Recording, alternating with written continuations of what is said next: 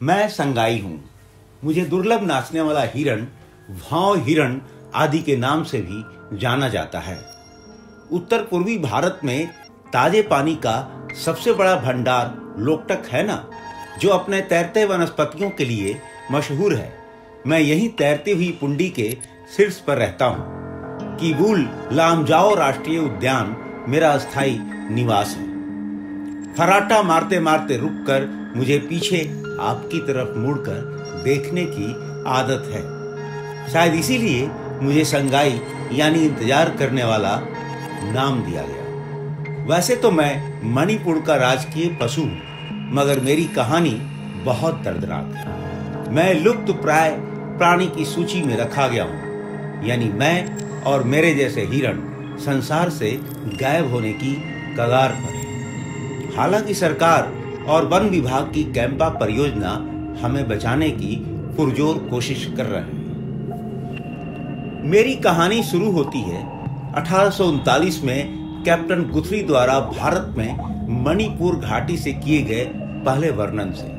1842 में मेरे खोजकर्ता लेफ्टिनेंट पर्सी एल्ड के सम्मान में सर्वस एलडी के रूप में भी मुझे वर्णित किया गया था। बाद में हमें म्यांमार में, दक्षिण पूर्व एशिया में, थाईलैंड, कंबोडिया, चीन, लाओ, पीडीआर, वियतनाम और दक्षिण चीन खंडित आबादी में खोजा गया। 1950 के दशक में तो हम फिर से लुप्त हो गए, मगर कुछ लोगों की कोशिशों ने हमारी वर्तमान आबादी को बचाकर रखा हुआ है। 1953 में तो हमें विलुप्त होने की कगार पर धकेल दिया गया था। चाय बागान मालिक और प्रकृतिवादियों ने हम में से सिर्फ 14 के एक समूह को लोकटक में किसी तरह से चिपका हुआ देखा था। हम सब उन 14 संस्थापक हिरणों के वंशज माने जाते हैं। तभी से हमने लोकटक झील के दक्षिण पूर्वी किनारे पर रहना शुरू कर दिया।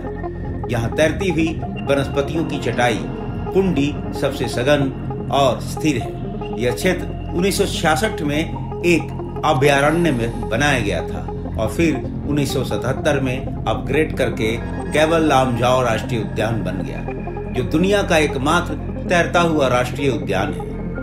भारतीय वन्यजीव संस्थान के वैज्ञानिक डॉक्टर रुचि बडोला और डॉक्टर सैयद हुसैन की शोध और मिर्जा गजनफरुल्लाह गाजी के अनुसंधान में पाया गया है कि इस उद्यान के बनने के बाद से हमारी आबादी ठीक होने लगी है। लेकिन सच यह भी है कि हमारे आसपास के भूमि उपयोग के पैटर्न में बदलाव ने यहाँ के विज्ञान को बदल दिया है। इथाई बैराज के निर्माण के कारण तैरते घास के मैदान में पतलापन शुरू हो गया है। पहले बारिश में बैठ जाने वाले यह तैरते तैरते मैदान खुद कर उतर उठते थे, लेकिन अब लगातार तैरते रहने और पतले होने के कारण हमारा बोझ सहने में अक्षम होते जा रहे हैं। खुशी की बात यह है कि इन गंभीर होती स्थितियों को भांप भारत सरकार के वन, पर्यावरण और जलवायु परिवर्तन मंत्रालय ने अपने लुप्त प्राय प्रजाति पुनर्प्राप्ति कार्यक्रम के तहत भारतीय वन्यजीव संस्थान को संगाई की प्रजाति पुनर्प्राप्ति कार्यक्रम को लागू करने का काम सौंपा है। इसे ESRP भी कहते हैं। राष्ट्रीय उद्यान में परियोजना मणिपुर के भौं मृग हिरण या संगाई के लिए संरक्षण कार्य योजना एक एकीकृत दृष्टिकोण से में संबंधित हितधारकों के सहयोग से निवास की स्थिति और सुरक्षा उपायों में सुधार और मानव जनित खतरों के प्रभाव को कम करके KLNP में हमारी मौजूदा आबादी को मजबूत करने की परिकल्पना की गई है। परियोजना का मकसद शिक्षा और जागरूकता कार्यक्रमों के माध्यम से हमारे संरक्षण में स्थानीय समुदायों को सक्रिय रूप से शामिल करना है।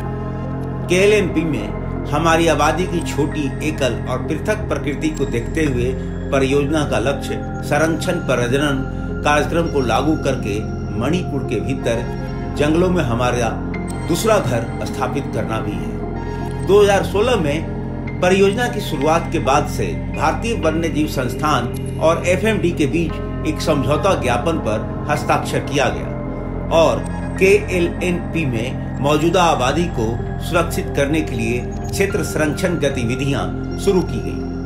KLNP में हमारी वर्तमान आबादी को मजबूत करने के लिए वन्य जीव संस्थान ने संबंधित हितधारकों के साथ परामर्शी बैठकों और कार्यशालाओं की एक श्रृंखला के माध्यम से 10 साल के लिए एफएमडी के सहयोग से केएलएनपी की एक एकीकृत प्रबंधन योजना तैयार की है। प्रबंधन योजना केएलएनपी को प्रभावित करने वाला मौजूदा संरक्षण मुद्दों को कम करने और जंगल में हमारी दीर्घकालिक अस्तित्व को सुनिश्चित करने के लिए इसकी पारिस्थितिक अखंडता को बनाए रखने के लिए पार्क के अंदर प्रबंधन के विभिन्न पहलुओं और इसके आसपास के परिदृश्य के स्थायी प्रबंधन पर प्रबंधन रणनीतियों को रेखांकित करती है। पार्क के बेहतर प्रबंधन के लिए केएलएनपी के फ्रंटलाइन स्टाफ और स्थानीय स्वयंसेवकों की क्षमता निर्माण 2016 से लगातार किया जा रहा है। हमारा दूसरा घर स्थापित करने के लिए वन्य जीव संस्थान ने पुनरुद्धार के लिए 5 संभावित स्थलों का सर्वेक्षण किया। इन साइटों में से पुमलिन पैट और थोंगमोंडम रिजर्व फॉरेस्ट को पारिस्थितिक कारकों के संदर्भ में सर्वोत्तम साइटों के रूप में सामने लाया गया, जो केएलएनपी के साथ समान विशिष्ट विशेषताएं साझा करते हैं। 6ठी और 7वीं राज्य वन्य जीव बोर्ड की बैठकें सैद्धांतिक रूप से संरक्षण प्रजनन के माध्यम से संगाई को फिर से शुरू करने और पुमलिन पैट और थोंगमोंडम रिजर्व फॉरेस्ट को संरक्षण रिजर्व घोषित करने पर सहमत हो गई। बोर्ड की सिफारिशों के बाद वन्य जीव संस्थान ने एफएमडी के सहयोग से प्रस्तावित पुनरुत्पादन स्थल पर परामर्शदात्री बैठकों और विश्वास निर्माण गतिविधियों की एक श्रृंखला आयोजित की, जिसके बाद संबंधित हितधारकों को शामिल करते हुए एक राज्य स्तरीय परामर्श कार्य योजना आयोजित की गई। परियोजना का एक अन्य महत्वपूर्ण पहलू जंगल में हमारी दूसरी आबादी स्थापित करने के लिए हमारी संरक्षण प्रजनन की शुरुआत करना है। WII ने इस उद्देश्य को प्राप्त करने के लिए एफएमडी और Smithsonian conservation biology institute USA और national institute of animal health Bharat सहित विशेषज्ञ एजेंसियों के परामर्श से संगाई के संरक्षण प्रजनन के लिए एक कार्य योजना तैयार की है। प्रजनन प्रक्रिया शुरू करने के लिए केएलएनपी में एफएमडी के साथ संरक्षण प्रजनन केंद्र विकसित किया जा रहा है। इसके अलावा मानकीकृत तरीकों का पालन करते हुए हम में से 4 संगाई को स्थानांतरण के परीक्षण के रूप में 2019 में ईरो इसेम्बा के संरक्षण प्रजनन केंद्र से मणिपुर प्राणी उद्यान में सफलतापूर्वक स्थानांतरित किया गया था। WII के रोग निगरानी और वन्य जीवों के आकस्मिक बचाव और पुनर्वास को संभालने के लिए केएलएनपी में एक पशु चिकित्सा केंद्र भी स्थापित किया है। संगाई संरक्षण के लिए समर्थन का एक बड़ा क्षेत्र स्थानीय समुदायों, गैर सरकारी संगठनों, CSO और असम राइफल्स और मणिपुर पुलिस सहित अन्य संबंधित हितधारकों की भागीदारी के माध्यम से विभिन्न गतिविधियों जैसे संरक्षण, शिक्षा और सामुदायिक आउटरीच कार्यक्रम, परामर्शी कार्यशालाओं के माध्यम से बनाया गया है। केएलएनपी के स्थानीय लोग, जिनमें मीरा पैबिस के सदस्य, स्थानीय क्लब, युवा और निर्वाचित ग्राम पंचायत सदस्य शामिल हैं, संगाई संरक्षण, जंगली जानवरों के बचाव, गांव की सफाई, वृक्षारोपण अभियान और के लिए WII टीम के साथ मिलकर काम कर रहे हैं। वर्तमान में 15 SHG हैं, जिनमें लगभग 180 महिलाएं भी शामिल हैं, जो पहले अपनी आजीविका के लिए पार्क के संसाधनों पर निर्भर थीं। इन SHG और अन्य स्थानीय उत्पादों के विपणन के लिए केएलएनपी में एक स्मारिका दुकान भी स्थापित की गई है। प्रजातियों और उसके आवास की पारिस्थितिक समझ हासिल करने के लिए अनुसंधान और निगरानी गतिविधियां परियोजना की शुरुआत से ही जारी है। मल्टी स्पेक्ट्रल इमेजरी और थर्मल इमेजिंग सिस्टम से लैस ड्रोन सर्वेक्षण को शुरू किया जा रहा है। वनस्पति संरचना, जल स्तर, फुमदी की मोटाई और संगाई और संबंधित प्रजातियों के मल छर्रों के वितरण सहित आवास मापदंडों को रिकॉर्ड करने के लिए पारिस्थितिक सर्वेक्षण समय समय पर आयोजित किए जा रहे हैं।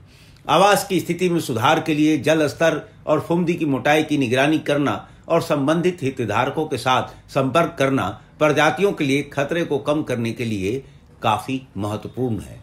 वन्य जीव संस्थान की सर्वोच्च प्राथमिकता KLNP की एकीकृत प्रबंधन योजना के प्रभावी कार्यान्वयन को सुनिश्चित करना है, जो KLNP की मौजूदा आवास स्थितियों में सुधार के लिए प्रासंगिक है।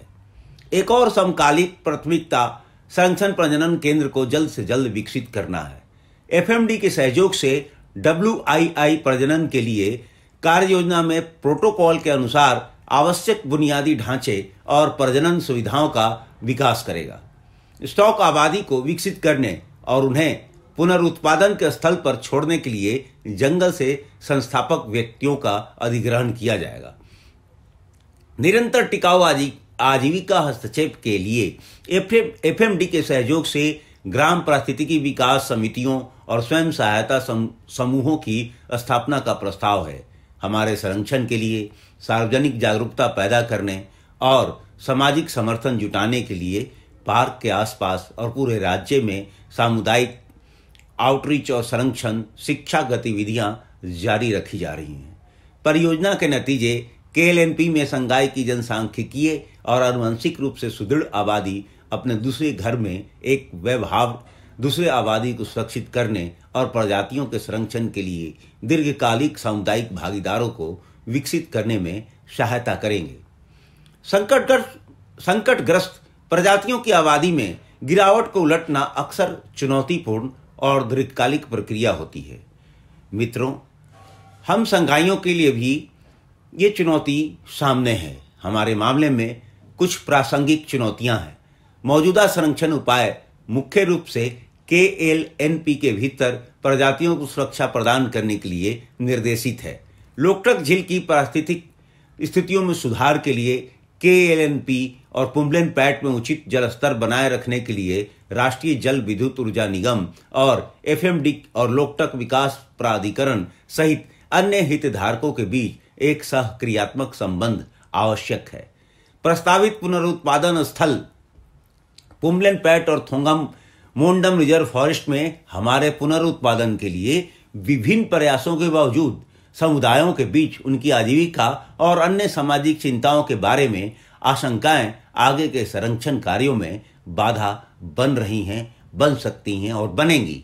इसके अलावा अवैध अतिक्रमण और झील पर स्थानीय समुदायों की उच्च निर्भरता के कारण सॉफ्ट रिलीज साइट विकसित करने के लिए भूमि अधिग्रहण प्रक्रिया में भी देरी हो रही है। इन चुनौतियों से निपटने के लिए संबंधित एजेंसियों और विभागों के बीच मजबूत राजनीतिक इच्छा शक्ति के सीमांकन की कमी पार्क परिसर में संसाधन निष्कर्षण और अवैध प्रवेश के विनियमन को सीमित करती है। स्थानीय आजीविका के संबंध में हालांकि कुछ लोगों को आजीविका समाधान प्रदान किए गए हैं, समुदाय के एक बड़े वर्ग को शामिल करने और पार्क पर उनकी निर्भरता को कम करने के लिए पार्क के चारों ओर और प्रस्तावित पुनरुत्पादन स्थल पर पर्यावरण विकास गतिविधियों की आवश्यकता है। दोस्तों, मेरे जैसे दुर्लभ नाचने वाले हिरन आपकी तरफ पीछे मुड़कर अपने फर्राटा से दौड़ने की गति को रोककर देख रहे हैं। उम्मीद है आप सबका सहयोग और मदद मिलेगी और हमारी आबादी फिर से स्थापित होगी।